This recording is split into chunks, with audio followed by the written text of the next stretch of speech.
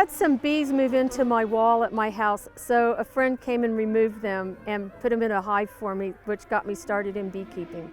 I think a good beekeeper is a person that first wants to work with the bees and then reads up a lot and keeps up on current bee issues and how to be a good beekeeper and teaches other people about how to take care of the bees.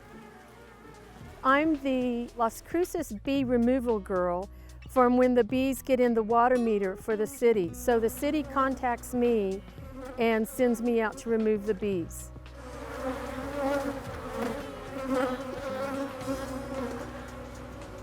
For bees to make their honey, they forage out 3 miles from their hive to bring in pollen and nectar to make honeycomb to raise the brood, which is the babies. And all the workers are girls, and so I call them the working girls. You know, it's just a yearly process thing for the girls, and that's what we do, look after the girls.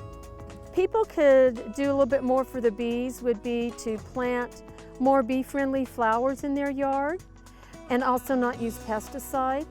Another good thing to do is at wintertime, the bees will forage out on a nice sunny day. If you leave the dead flowers there, the bees will come and pull out the pollen and take it back to the hive. So that could be a reason people could go out and say they don't want to work in their yard in the fall. They have to leave the flowers for the bees in the winter. This hive right back here, which I call Elaine's Girls, I got from the city water meter, and they're doing just fine, and they're going to be successful at producing honey and foraging and pollinating plants and flowers. Well, we need bees to pollinate our squash and apples and blueberries, and if we don't have the bees, we're not eating very much.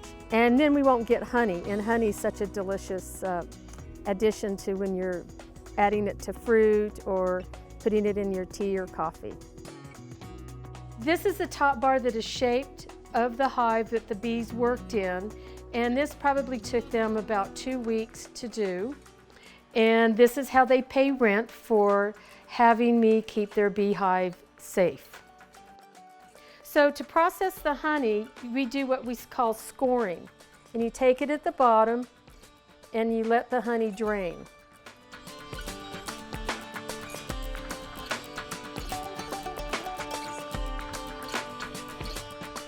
So we scored the honey and we put it all in the bowl and let it drain. And here we have the honey that's just drained from the smashed up honeycomb. I'm going to pour the honey that we just processed into jars. And there's no way I can tell you where my bees have been since I don't follow them around for the 3 miles that they forage.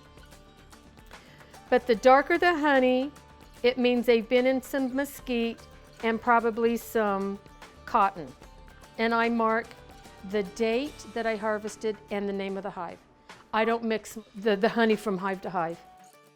And there you have some nice looking honey, pure honey from the girls. The difference between store-bought honey and my honey is store-bought honey can have 40% corn syrup in without any labeling on the bottle. My honey is processed raw, which means I don't heat it, and I strain it only once. And then I put the honey in the bottle and I sell it to whoever would like it. Christian is trying some of my honey that we just processed to tell you and give you his ideas of how it tastes. That's really good. Really good. All right. Oh, good. I'm glad you like it. I like it a lot.